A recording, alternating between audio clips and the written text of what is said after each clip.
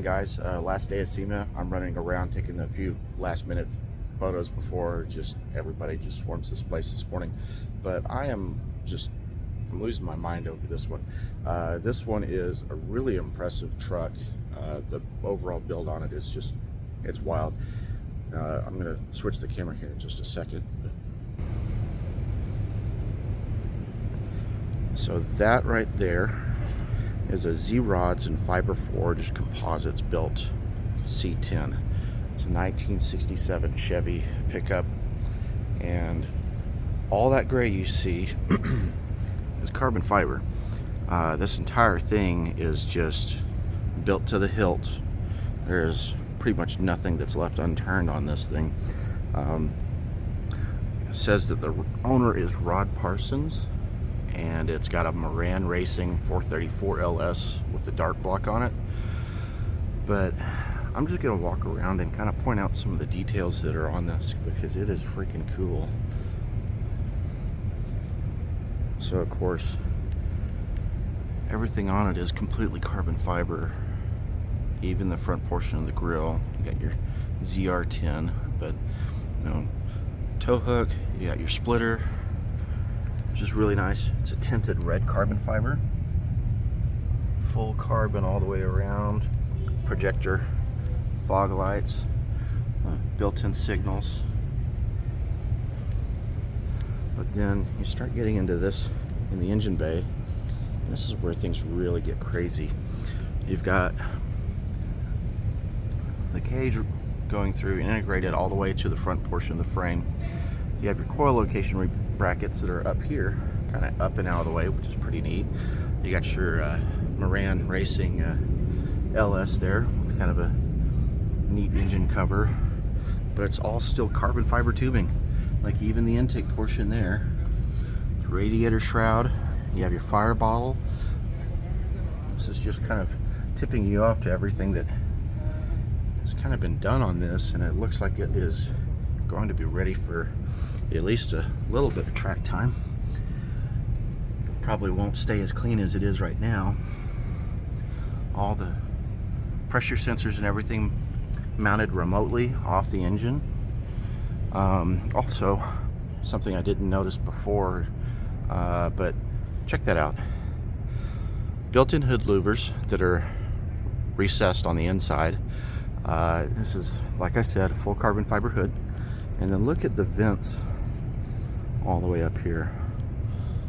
It's pretty neat.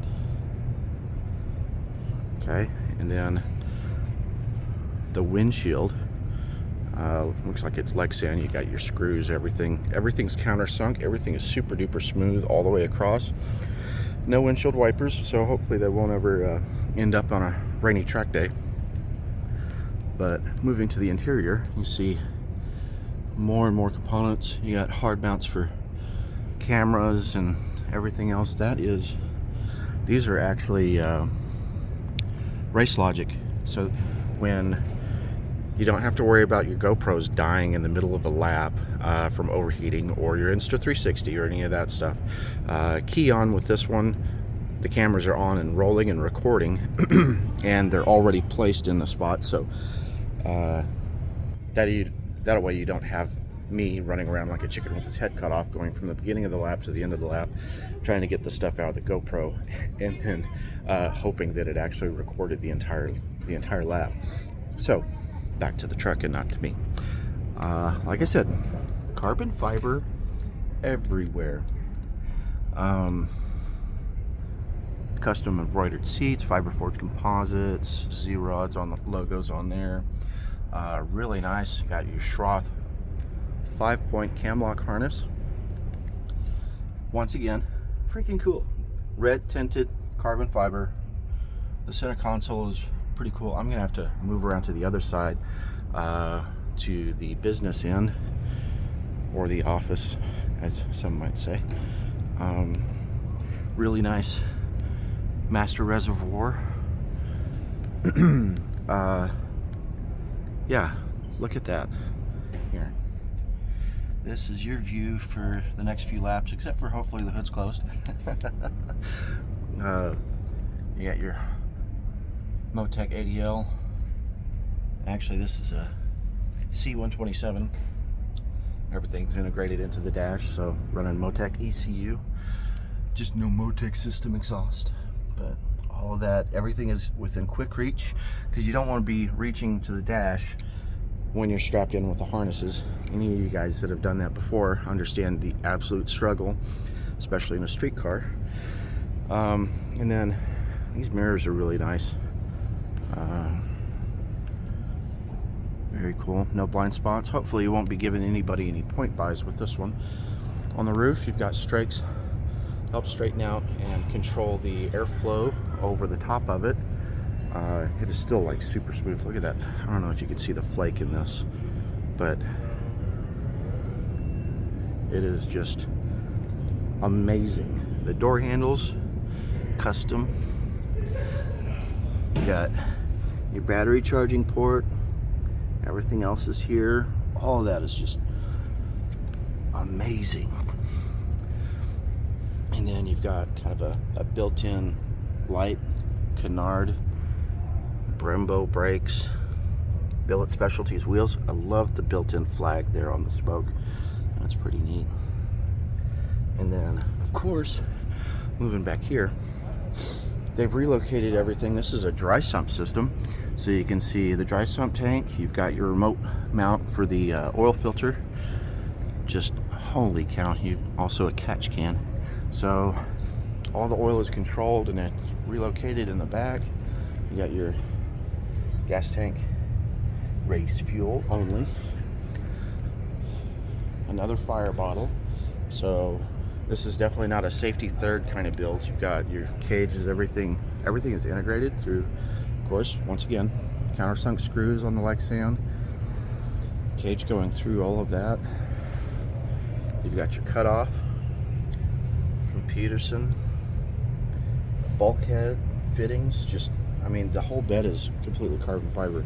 They say it's just over 2,700 pounds dry.